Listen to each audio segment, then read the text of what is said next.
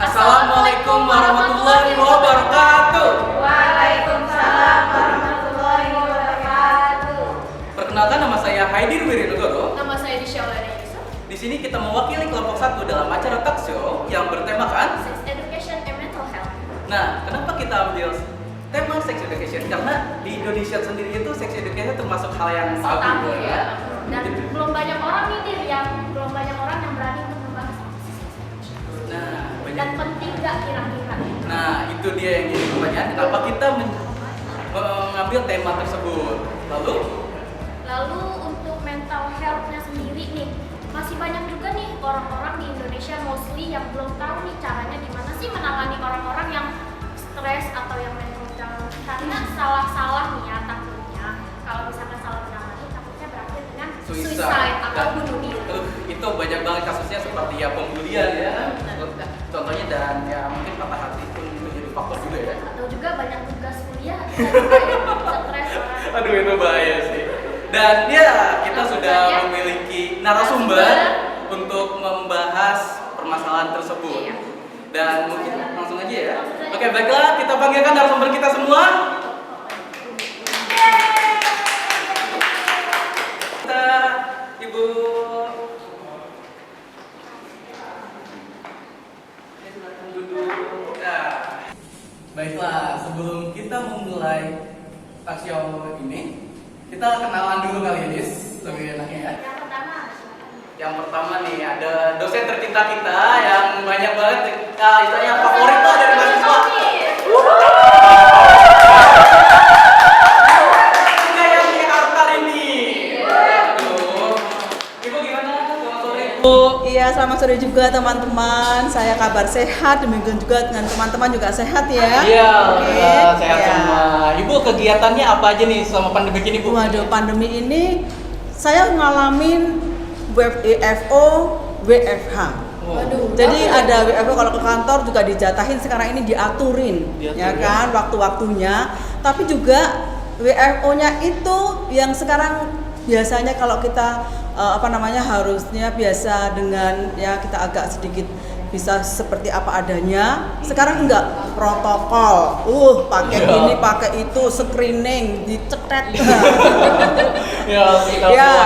Terus kemudian juga pada saat WFH. Nah, itu dia.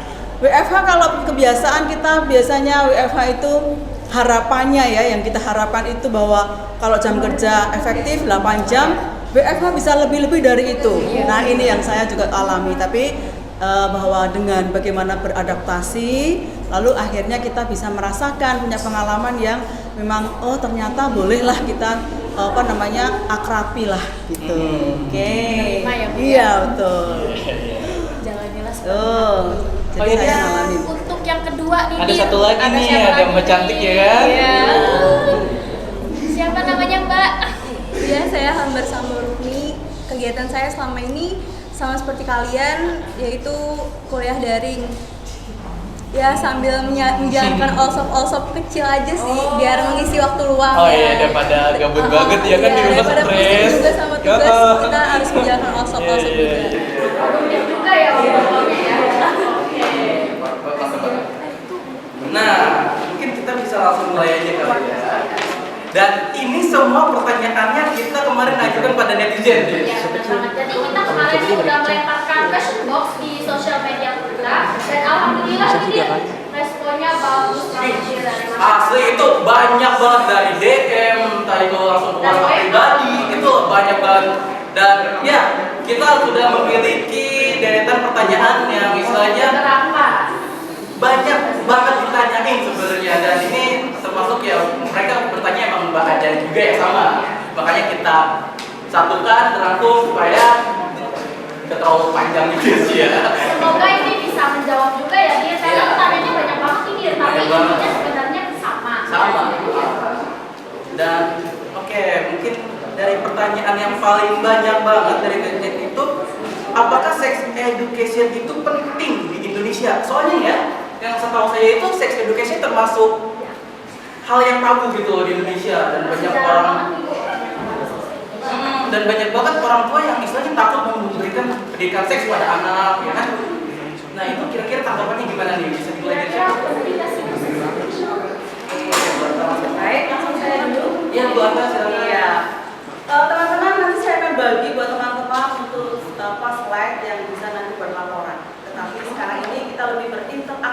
saja supaya lebih bisa dipahami oleh teman-teman. Oke, Nah, oke. pertanyaan pertama ini saya mendapatkan survei dari Femina di tim peneliti dari Indonesia. Itu di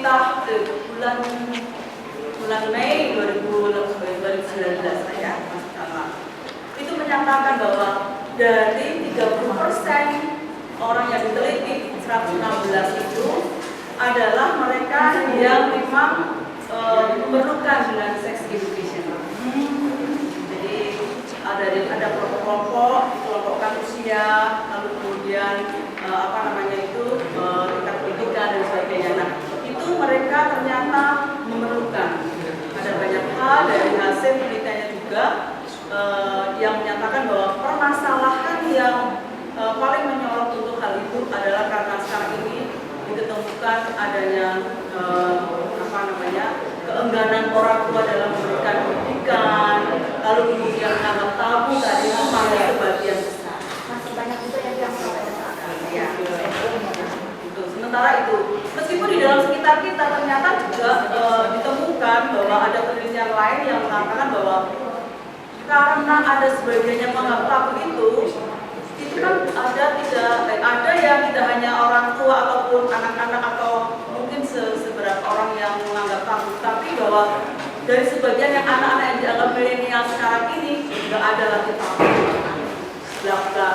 Bahkan kondisinya itu kondisi yang saat ini lebih pada kondisi yang buat sebagian di antara mereka itu hal seperti itu sudah tabu lagi sebenarnya. Jadi walaupun orang lain ada yang menganggap tabu, tapi sebagian di dalam kehidupan mereka bukan tabu lagi. menjadi hal yang biasa.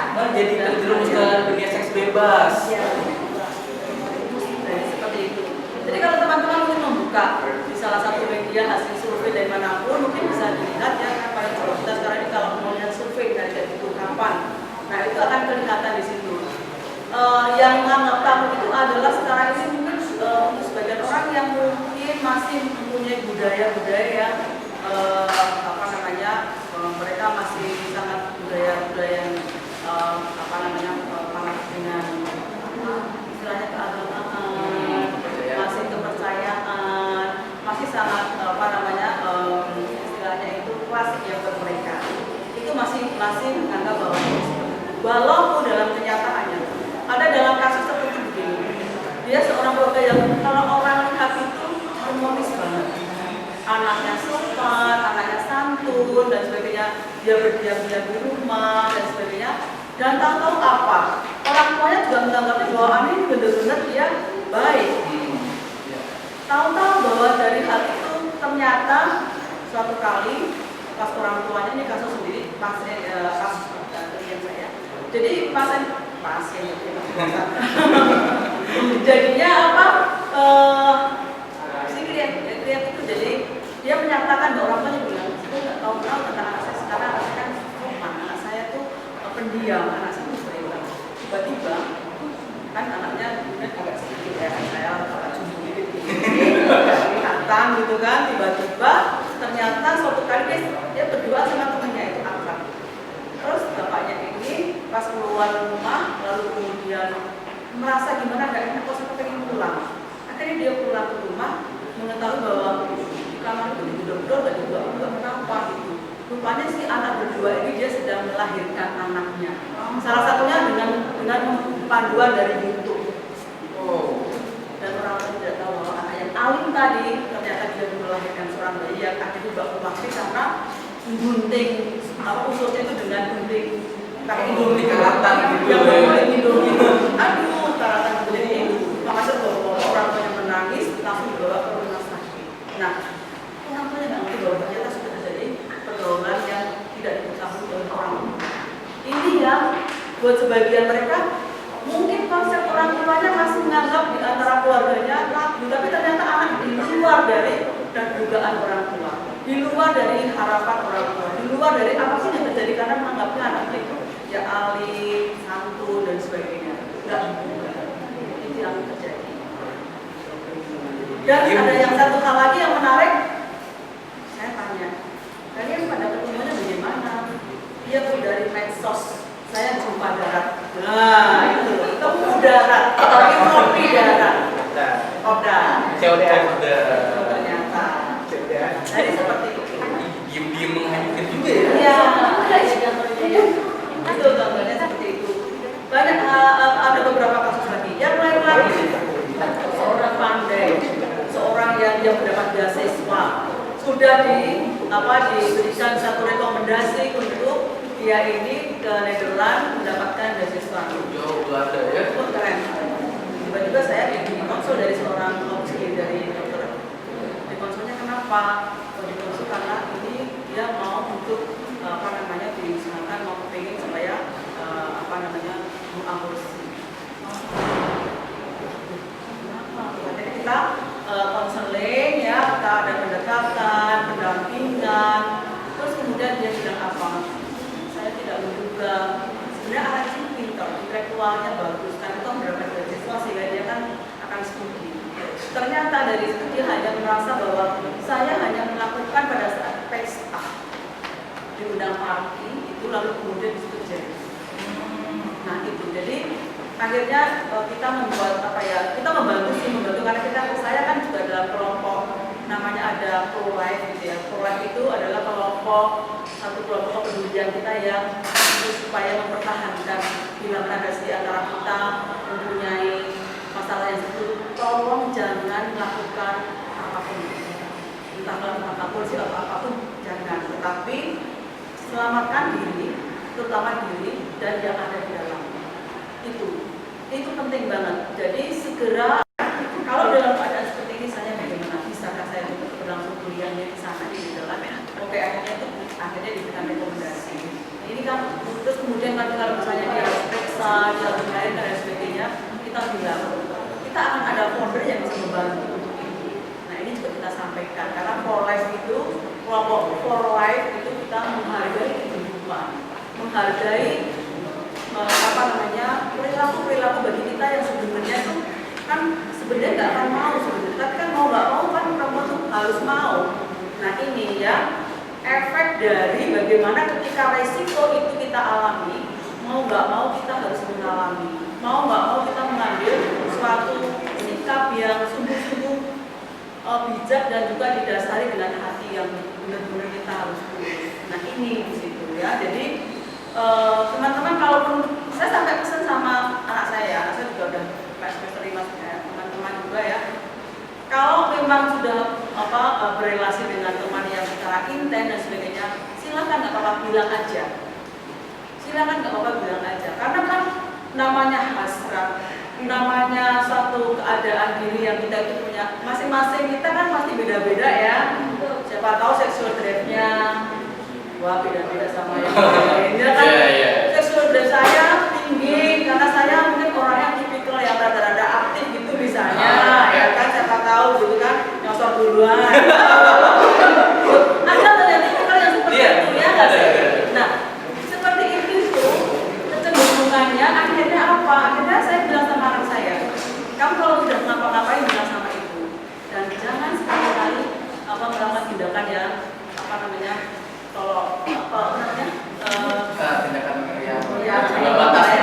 tindakan yang konyol lah gitu ya, seperti itu nggak bertanggung jawab. Jangan, tetap aja itu menghargai toh itu semua adalah bukan karena sebenarnya nggak akan pernah mau siapa yang penting mau, tapi kalau namanya relasi itu bisa terjadi ya kan. Nah itu teman-teman, jadi saya sangat menghargai banget bahwa keterbukaan yang seperti itu penting.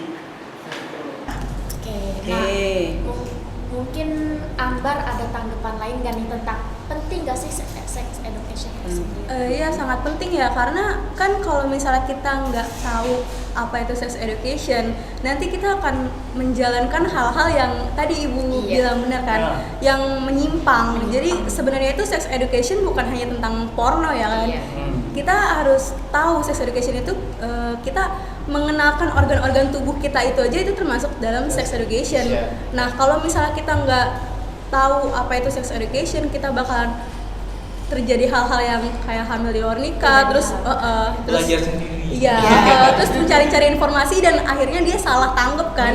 Jadi itu salah banget. Lalu kalau misalnya sex education itu masih tabu di kalangan orang tua ya. Misal orang tua yang masih zaman-zaman dulu kan masih Ya, itu dia. masih nganggapnya tuh sex education hanya porno. Jadi itu sebenarnya kita harus memberikan edukasi juga nih ke orang tuanya. Jangan menganggap hal itu sebagai hal yang tabu, pornografi.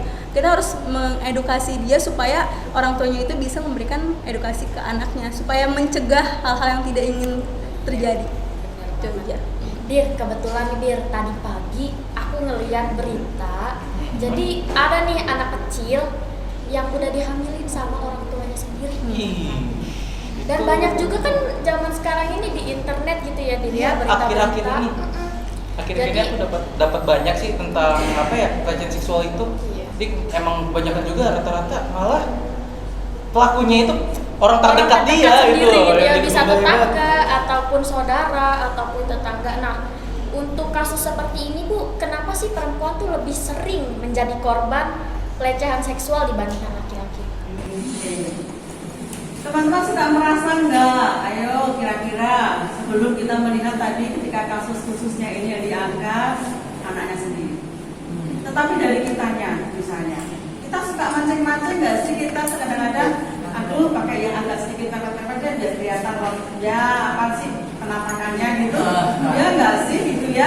Nah, ada kalanya suka seperti itu. Memang sih kita juga kepengen cantik ya, tapi kan ada cara-cara yang cantik itu bisa dilihat orang lain secara menarik ya, secara fisik ya, fisiknya. Tidak lalu kemudian membuat satu kecenderungan orang menjadi agak-agak kotor. Walaupun sebenarnya saya bilang orang yang melakukan tindakan tadi ketika itu entah anaknya atau mungkin ketika dia melecehkan orang itu karena memang dia sendirinya, mungkin dari dalam diri itu kan orang itu macam-macam tipenya. Kan dalam psikologi orang itu ada yang dia itu mempunyai mungkin secara psikologi ada berapa ya itu ada gejala-gejala tipe orang yang dia secara dalam pribadinya itu memiliki sedikit gangguan, kan? Gangguan psikologis.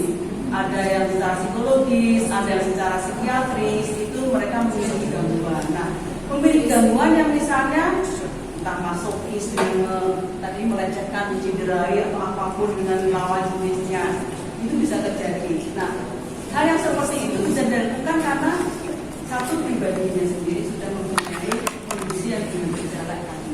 Keduanya mungkin dia tadi kekurangan dari sex education tadi yang dia tidak dapetin, entah dari manapun, apa dari keluarga, dari lingkup hidupnya kecil sendiri, atau mungkin dari tempat dia mungkin mendapatkan ilmu pengetahuan dia nggak mendapetin, atau mungkin dari tempat lain. Atau kecenderungan lagi orang yang sukanya nontonnya porno dulu, ada Kecanduan video porno ya. ada yang kayak gitu juga. Hati-hati. Nah, Itu juga ada. Medsosnya ketika dilihat isinya cewek-cewek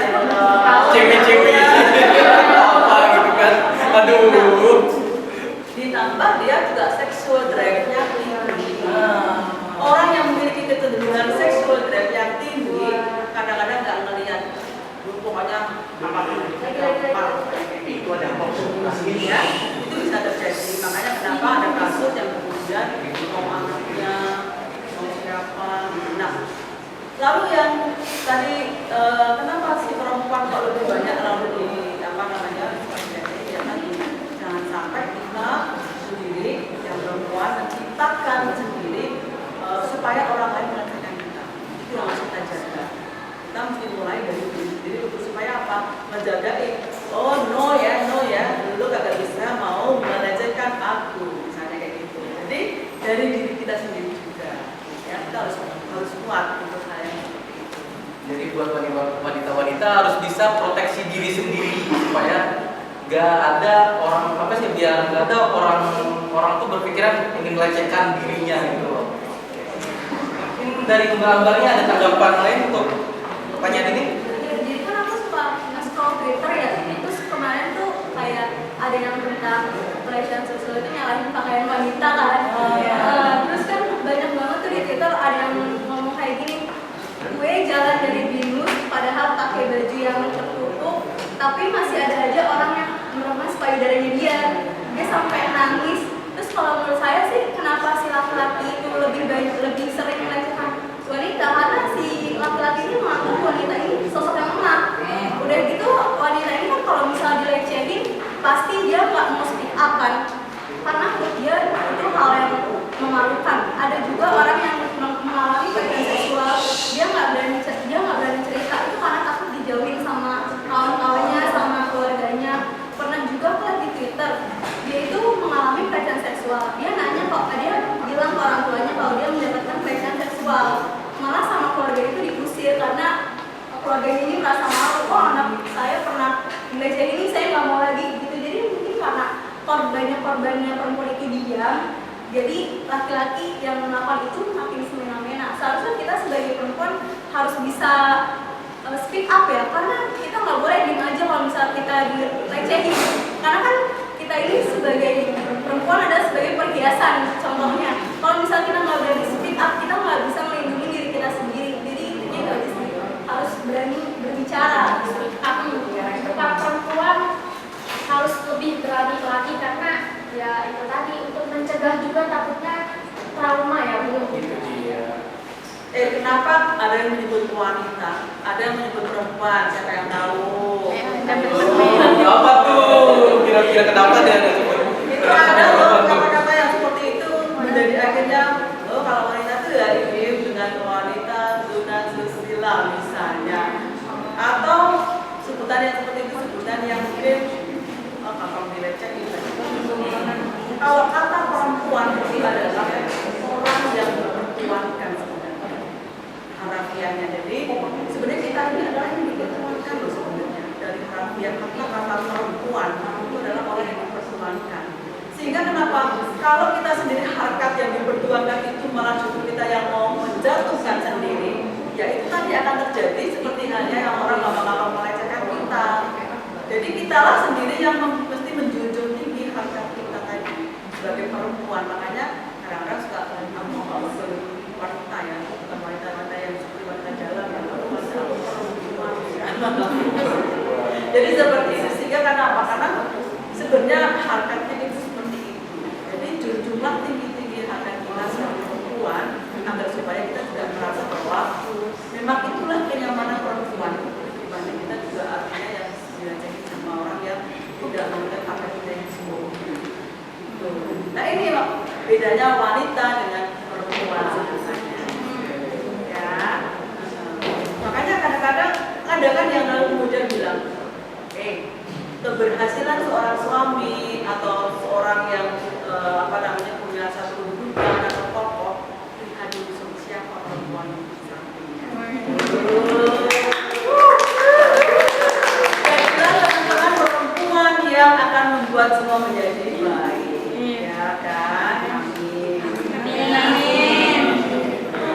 Jadi dari apa yang saya tangkap sih ya, jadi orang-orang itu yang melakukan kejahatan seks itu rata-rata gara-gara, ada juga yang gara-gara nafsunya tinggi, kan ada juga yang isap kayaknya ya. Gara-gara itu. Kayak penasaran mungkin ya. Kalau anak-anak yang baru usia remaja nih, biasanya kayak apa sih ini? Akhirnya coba, nanti malah jadi. Gitu. Mau pengen tahu yang lebih lagi atau kesalahan kayak kurang edukasi juga sih ya kan. Lalu ini ada pertanyaan juga, ini sebenarnya dari teman saya langsung. Dia salah satu korban pelecehan seksual. Dan dia sebenarnya ini kejadian tahun lalu. Namun traumanya sampai sekarang. Dia masih kadang kalau udah depresi, dia kadang-kadang emang anaknya gampang down. Dan juga dia kalau udah jatuh mentalnya udah kayak gitu, dia terlalu kepikiran gitu kejadian tersebut. Itu jadi gimana Bu? Dia nanya tuh bagaimana cara mengatasi gitu trauma tersebut. Dari apa ya? Trauma dari orang-orang pelecehan itu. Ambar pernah ada rasa begitu? Rasa Ada, tapi mungkin setiap perempuan ada kok mengalami. Iya. Ya, setiapnya kita tuh mengalami sebenarnya perempuan itu. Bukan saja secara seksual, yang artinya seksual secara gender, yang kita misalnya ada keterbelah dibelakangkan, didomestikan, dipinggirkan. Nah itu kan sudah merupakan pelecehan juga. Pelecehan itu bisa fisik, bisa psikis ya teman-teman. Jadi kalau teman-teman mendapatkan KDRT, orang bilang, oh ini KDRT nih, KDRT yang apa dulu? Ada KDRT yang fisik, ada yang psikis. Justru yang psikis itu yang lebih berbahaya, menjadi trauma yang berkepanjangan. Itu dia yang saya bilang. Makanya tadi, bagaimana ya ketika mengalami trauma itu? Mungkin dia ya itu tadi mengalami yang secara psikis yang terlalu dalam. Sehingga apa? Itu lalu kemudian sebenarnya perlu pendampingan khusus agar supaya apa? Yang dalam itu lalu kemudian dimunculkan, kemudian bisa dimuntahkan, lalu kemudian baru diobatin, istilah di treat. Nah tadi itu. Sehingga kenapa kalau orang kemudian yang dilecehkan termasuk juga kelompok kekerasan ya jadinya. Jadi seperti itu tuh ada yang psikis itu lebih mendalam tadi yang akhirnya tidak akan pernah ujung di samping kepribadiannya si yang tadi kena pelecehan itu, dia sendiri manajemen dirinya belum terolah baik. Nah itu juga termasuk, sehingga perlu dibantu untuk apa? Untuk diajak menata diri sendiri, managing yourself. Ya kan, jadi itu penting. Managing yourself itu penting untuk apa? Agar supaya memanage juga kitanya ketika mempunyai pengalaman traumatik yang seperti itu kemudian bisa dia olah. Nah itu memang harus ada orang lain yang bisa untuk mendampingi, membantu dalam rangka pengolahan itu, sehingga dia kemudian menyadari bahwa oh ternyata kalau aku lalu berlarut dalam traumatik yang seperti ini ternyata merugikan aku ya gitu misalnya. Kan mubazir banget ya rasanya kayak gitu. Kan kita bisa berbuat lebih banyak, tidak untuk lalu kemudian berkecimpung atau kita berendam dalam satu ketidaknyamanan itu. Ya, kayak gitu. Jadi perlu adanya orang lain yang mungkin yang tepat ya, yang itu bisa membantu dalam rangka mengentaskan traumatiknya itu. Gitu. Nah, untuk Ambar sendiri nih, sebagai perempuan sendiri ya, gimana sih caranya menangani trauma akibat pelecehan seksual yang dialami? Ya kalau misalnya aku pribadi ya, aku bisa cerita. Maksudnya kalau misalnya emang kita punya orang yang bisa kita percayai, kita mungkin bisa luapkan kesedihan kita, sharing tentang kejadian kita luapkan. Atau kalau misalnya kita benar-benar nggak bisa percaya sama orang, kita luapin aja dengan tulisan, kita nulis di buku, kita ceritain gitu ya kan. Kalau misalnya kayak gitu masih nggak bisa, kita alihkan, kita distraksi atau relaksasi nafas dalam, bisa mengurangi rasa ketakutan. Dan mungkin distraksi, kalau misalnya aku mungkin suka nonton YouTube atau distraksi yang lainnya kayak make up seperti itu. Kalau misalnya emang itu nggak berhasil juga, benar kata ibu, kita harus ke psikolog atau psikiater untuk terapi, untuk mengeluarkan unek-uneknya dia gitu. Nanti baru kan kalau habis terapi mungkin kasih obat supaya dia lebih tenang, relax. Jadi kalau kayak gitu lebih baik disarankan untuk pergi ke ahlinya ya, atau mungkin lebih berani buat cerita ke orang ya istilahnya ya. Dan orang yang dengerin ceritanya pun harus bisa menerima gitu, mengerti gitu. Pokoknya kalau dia nggak bisa ngertiin orangnya juga agak susah juga mungkin ya. Lalu ini ada pertanyaan yang paling banyak ditanya sama laki-laki ini. Dan ini kayaknya banyak laki-laki. Dan ini kebanyakan langsung bukan di DM ya, tapi ke malah WhatsApp pribadi saya. Dan ini kebanyakan tanya tentang bagaimana cara berhenti untuk masturbasi. Karena kebanyakan yang nanya pun mereka itu sudah terkena ejakulasi dini. Padahal mereka masih muda, juga, masih ada yang masih SMA gitu. Yang untuk yang laki ini yang kebanyakan masturbasi atau gimana? Ini bakal dijawab nih untuk berhentinya, kalian supaya berhenti. Kira-kira siapa dulu yang menjawab nih? Ibu atau apa nih? Sebenarnya gini ya Bar ya, kita di dunia medis kan, jadi kita sebenarnya itu kalau namanya kita belajar anatomi ya, anatomi itu biologi, setiapnya makhluk itu, setiapnya kita itu sebenarnya punya, mau laki-laki perempuan nggak ada masturbasi. Istilah masturbasi itu bisa kita gunakan ketika misalnya suatu kali saya pas duduk nih ya, sampai saya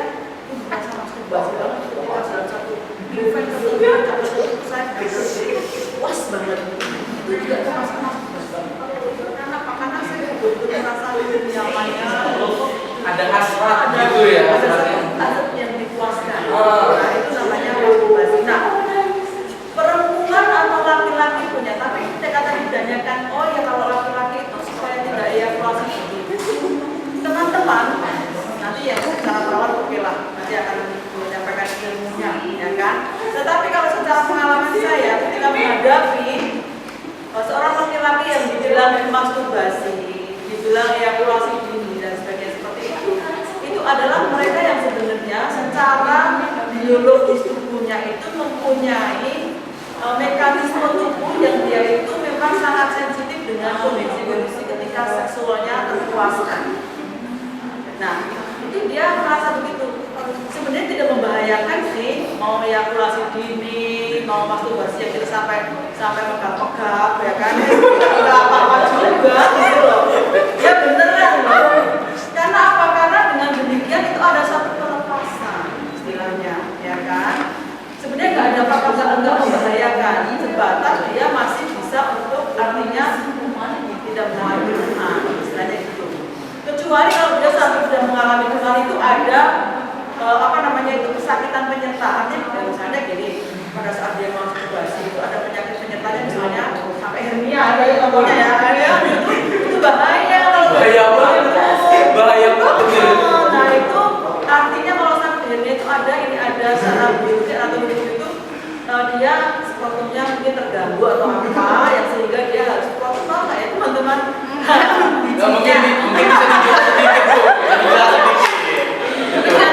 Laki-laki soalnya kan itu terganggu sehingga itu harus dengan medis, Nah itu yang bahaya.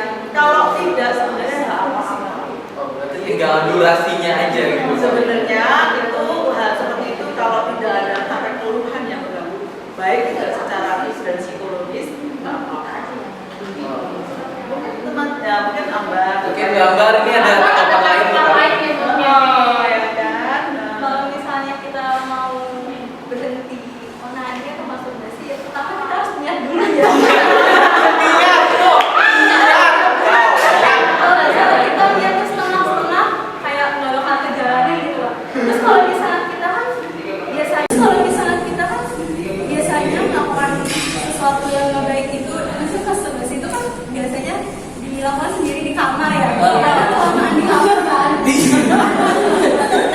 Ada di kamar mandi ya, di kamar mandi. Iya karena kita merasakan sendiri. Kalau sendiri itu kan banyak bisikan-bisikan yang ada.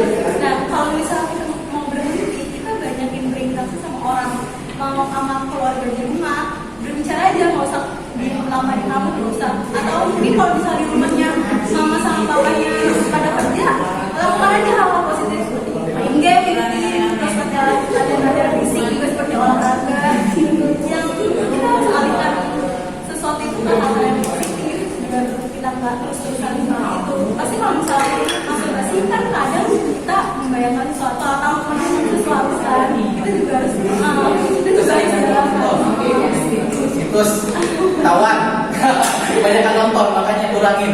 Ya kalau misalnya dari saya sih jangan banyak sendiri aja di dalam kamar atau nonton hal-hal yang gak baik. Lakukan kegiatan positif yang menurut kalian itu menguntungkan untuk kalian gitu.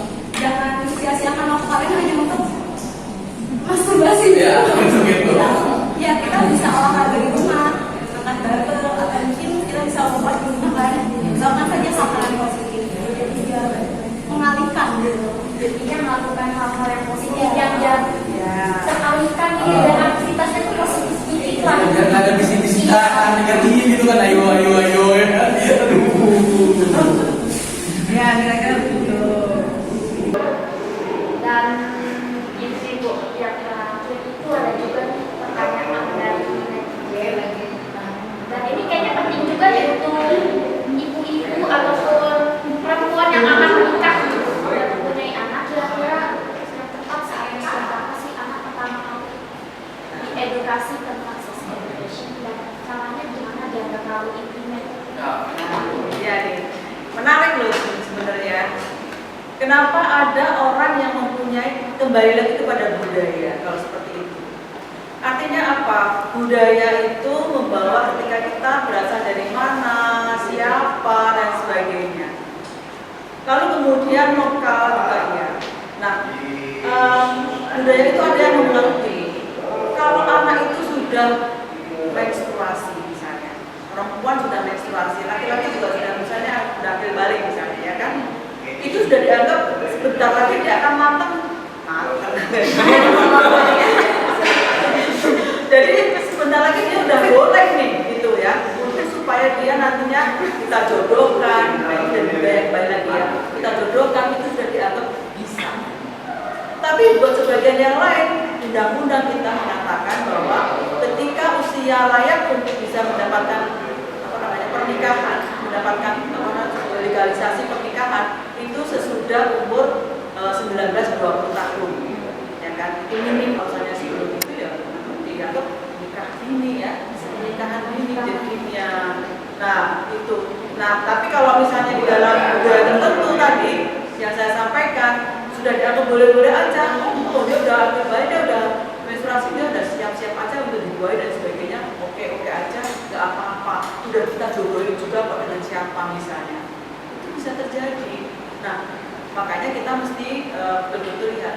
Nah kalau teman-teman sekarang ini saya pikir kalau teman-teman sudah tentu pasti dengan pengetahuan intelektual yang dimiliki, kemudian relasi ya kan, dunia sosialisasinya itu juga mungkin sudah semakin beragam, memberikan pengetahuan, memberikan satu ilmu hidupnya yang buat teman-teman tuh enggak lah kalau aku dalam kondisi sekarang ini mana mungkin aku mau menikah, belum ada yang dimandirikan gitu, rumah belum mandiri ya kan gitu. Nah kalau seperti itu belum mandiri artinya apa? Iya kita tega nantinya dengan kehidupan yang keberlangsungannya itu butuh tidak hanya sebentar tapi kan panjang.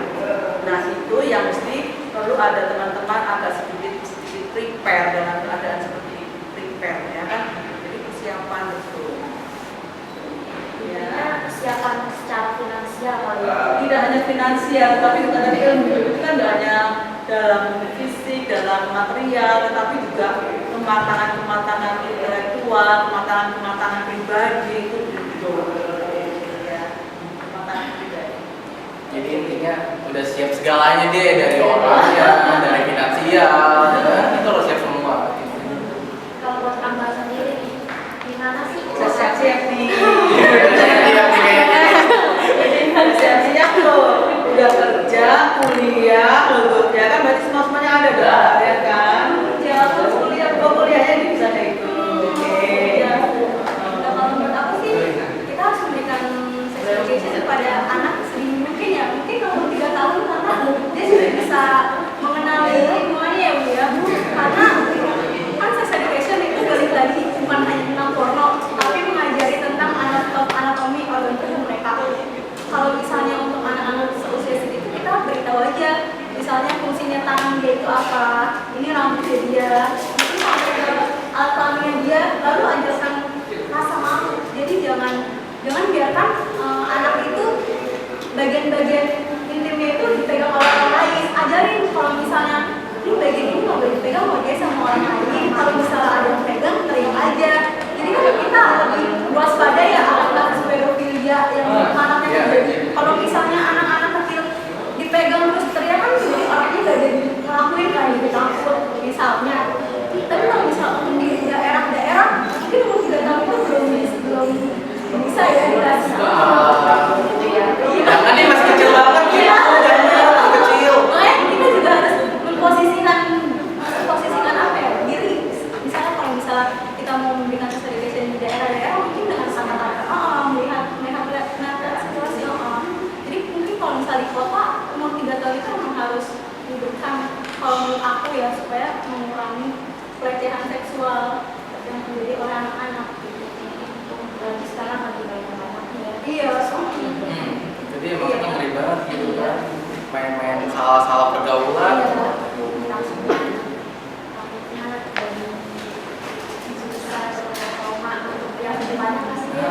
Pasti ada gangguan juga pasti kan dalam mental dia. Ini ada pertanyaan mungkin terakhir kali ya. Terakhir. Ini cerita dari teman saya, dia cerita tentang teman dia juga. bahwa temannya itu dia memiliki nafsu yang sangat tinggi. Namun di sisi lain dia tuh belum nikah. Dan dia memiliki nafsu yang sangat tinggi dan akhirnya dia hampir jadi biseksual. Itu sebenarnya kenapa sih dan bagaimana kira-kira untuk menangani orang tersebut? Dia sampai ya dia demen dua-duanya gitu, dengan demen cewek, demen cowok gitu. Tapi dia hormonnya sangat tinggi gitu. Oke. Teman-teman, sebenarnya kalau ada namanya biseks itu bisa dua-duanya. Lesbian, perempuan, gay, laki-laki. Ya. Jadi ada 3 kecenderungan orang dengan gejala-gejala yang artinya tadi yang Kak Ded bilang kalau itu bisa jadi dua-duanya, jadi gimana ya kayak gitu. Nah, tipe-tipe yang seperti itu sebenarnya kalau kita mau tanya, kalau yang memang benar-benar dia itu dari sononya, istilahnya dari sononya itu diciptakan seperti itu, ada jiwa-jiwa yang dia itu diturunkan dengan begitu, itu sebenarnya mungkin dia nggak akan pernah mau loh. Karena apa? Karena pasti akan ada gejolak yang dia itu akan merasa tidak nyaman sebenarnya dengan kondisinya dia. Tetapi kalau sekarang ini justru dengan pergaulan itu orang bisa berubah. Orang bisa lalu kemudian dengan mungkin kebiasaan budayanya dia yang lalu kemudian mengikuti, bisa berubah yang semula dia normal-normal aja, lalu kemudian bisa sama dua-duanya oke. Gitu. Lingkungan ya Bu ya. Itu juga karena pergaulan, karena lingkungan, karena dibawa-bawa dan sebagainya. Kasus-kasus di saya punya klinik poli yang di situ yang sebenarnya untuk orang-orang ODA, orang dengan HIV/AIDS. Itu di situ tuh nggak nyangka loh yang datang itu cantiknya minta ampun, mulus ya kan, pakai ini bening deh pokoknya gitu. Ketika ngomong selamat pagi, waduh suaranya gede banget, taunya laki-laki beneran. Itu ada terjadi begitu juga. Nah, artinya apa? Itu karena memang mungkin ada dari sononya dia digariskan untuk dia itu mempunyai jiwa yang akhirnya seperti itu. Tapi juga karena bisa jadi lingkungan yang begitu eksklusif buat dia, lalu kemudian bisa membentuk dia menjadi begitu. Gitu. Sehingga bisa sangat terjadi. Kalau yang dari psikologinya dia sebenarnya kalau misalnya dari pergaulan itu memang agak beda ketika dengan yang dari sononya, memang bentukannya itu agak berbeda. Kalau yang dari sononya betul itu memang dia dari sejak kecil itu sudah terjadi perilaku yang memang tidak sesuai dengan seksnya dia, perilaku yang tidak sama dengan seksnya dia. Jadi unisex jadinya ya. Bisa ke sana bisa ke sini jadinya. Jadi artinya bahwa kalau orang jadi unisex itu kan bisa ma dia ya oke, ma ini ya oke gitu kan. Tetapi kalau sudah ada kecenderungan yang tadi itu, jadi dari kecil sebenarnya udah kelihatan gitu. Jadi perilaku yang dia sebenarnya ini anak laki-laki tapi kok senengnya main pasar atau dandan perempuan, pakai make up atau apa. Nah, itu sudah dari kecil dia itu sudah mulai ada perilaku seperti itu. Nah, itu kan mungkin dari nanti kalau udah besar dia baru nyadar. Sebenarnya aku juga nggak mau loh begini, tapi kenapa aku kok selalu ada hasrat seperti itu harus lakukan. Mungkin dia sedih. Saya pernah membaca salah satu dari buku dari mereka yang ada pengalaman yang seperti itu, sebenarnya dia berontak pribadinya dia, karena dia nggak mau sebenarnya kan seperti itu terjadi. Tapi dengan keadaannya itu ya mau nggak mau dia ya akhirnya mengikuti, lalu kemudian berpenampilan yang sebenarnya tidak seperti yang digariskan Tuhan, diberikan seksnya itu bahwa dia perempuan menjadi laki-laki gitu. Kadang kalau misalnya udah berobat gitu juga kadang masih ada ya Bu ya. Padahal dia udah ke psikolog tapi dia masih tetap seperti itu. Jadi mungkin juga susah dirubah kali ya Bu. Emang kalau misalnya udah dari sananya. Kalau dari sananya iya, tapi kalau dari bentukan faktor lingkungan itu mungkin bisa. Kalau dari faktor-faktor dia ketika bersosialisasi itu masih bisa dia berubah. Iya. Karena ada loh. Ada yang dia itu betul-betul laki-laki Jadi dia gini ceritanya, dia itu orang kampung yang datang ke Jakarta untuk bekerja, dia punya istri, punya anak. Lalu kemudian di Jakarta ini dia karena bekerja juga mungkin buat dia susah dan sebagainya. Ketika bersosialisasi dengan orang gay, dia kecemplung di situ, dia akhirnya bisa mendapatkan hasil dari ketika dia mungkin punya ikatan atau apa dengan para gay itu. Akhirnya dia berperilaku seperti para mereka itu. Tapi kalau dia pulang kampung jadi bapak yang sejati loh, itu apa yang seperti itu? Iya, jadi kan itulah makanya kalau yang bentukan dari sosialisasinya itu bisa terjadi. Jadi dia kalau di Jakarta dia sebagai ya bisa jadi dua-duanya, tapi kalau pulang kampungnya jadi bapak beneran kan dia punya anak. Itu aja. Gitu. Jadi itulah yang dinamakan kita tahu bahwa yang dari sononya itu kayak apa, kalau yang dari bentukan masyarakat, hubungan, pergaulan, sosialisasi, interaksinya dia itu bisa sangat berubah sekali.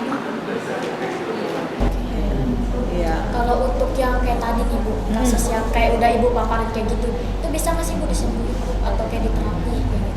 Ada sih yang kalau memang niatan tadi kembali. Ketika dia membangun niatan memang ia akan mau sembuh, itu mau sembuh, itu di treatment juga dia pasti akan mau. Gitu bisa dan itu bisa kok untuk berubah. Bukan tapi bisa sembuh gitu. Bisa normal kembali. Bisa normal kembali gitu. Sebagai hakikinya dia yang sebenarnya. Iya. Kecuali kalau memang dia udah nyaman ya Bu sama Dirinya dia, ya. itu dia nggak bakalan mau berubah. Iya. Jadi semuanya itu emang kembali pada diri juga. Iya, kembali pada diri kita sendiri masing-masing ya sebenarnya. Dan pilihan. Dan ada lagi nih Dir, pertanyaan yang banyak ya. Ini mungkin akan menjadi penutup kita juga.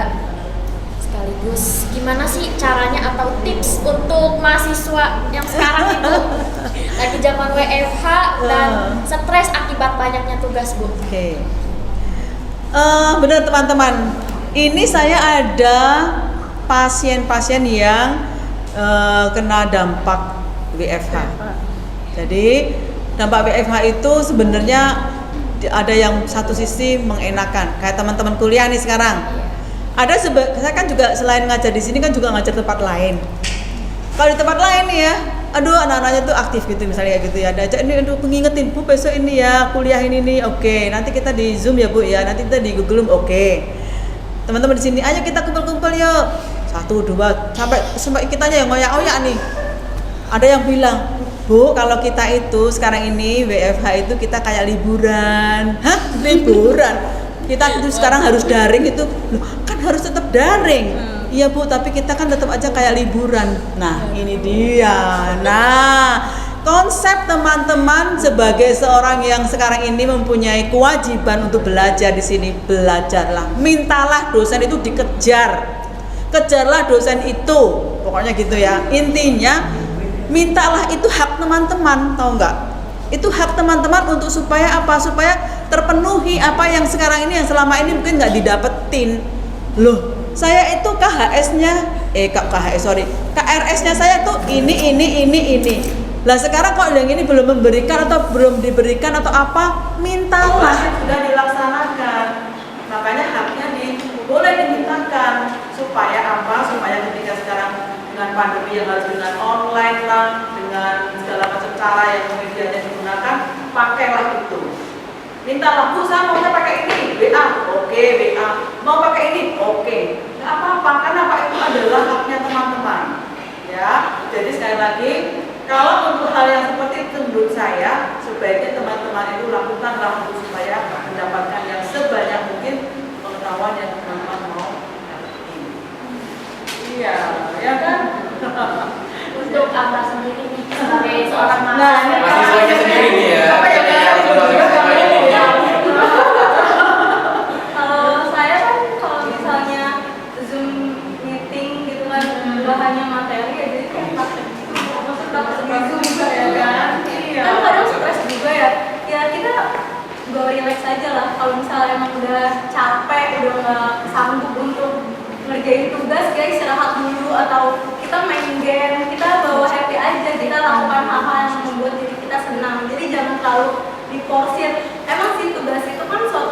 tujuan kita. Tapi kalau misalnya kita terus memaksakan diri kita tanpa kita memberikan diri kita ini istirahat, kita bakalan ngedown juga kan. Jadi kita harus melakukan hal-hal yang bikin kita happy aja. Kalau misalnya energi positif kita untuk mengerjakan tugas itu udah bangkit, kerjain lagi, jangan ditunda-tunda gitu. Jadinya kalau Tidak menunda. Nah, Kerjain. Bisa kalau kita melakukan kerjaan dia bisa quality time sebentar kali ya. Nah, Mungkin itu refreshing perlu juga apa sih? Jadi kesimpulannya nih kira-kira Disya. Kesimpulannya nih, berarti sex education itu penting ya untuk menghindari hal-hal yang tidak diinginkan. Ya. Takutnya karena salah-salah perlakuan ataupun trauma yang mendalam bisa mengakibatkan mereka menjadi akibat penanganan yang kurang Tepat. Dan juga dalam bersosialisasi kita harus pintar-pintar memilih teman, atau bahkan ya kalau emang kita suka bergaul sama banyak orang, kita ambil saja sisi positif dari pergaulan dengan orang tersebut, jangan ambil negatifnya. jangan berkecimpung di ituan yang negatif ya toksik. Biar tidak terlalu terjerumus dalam kehidupan yang memang tidak kita inginkan sebelumnya, ya kan? Dan mungkin ya sampai sini dulu dari talk show yang kita inginkan, dari pertanyaan-pertanyaan yang sudah kita dapatkan dari netizen. Semoga jawabannya ini Mewakilkan ya. mewakilkan dari Semoga bisa memuaskan hasrat penanya teman-teman nih. jadi ya istilahnya biar dari pertanyaan yang nggak dijawab pun ini bisa kejawab. Sekian dari kami. Assalamualaikum warahmatullahi wabarakatuh.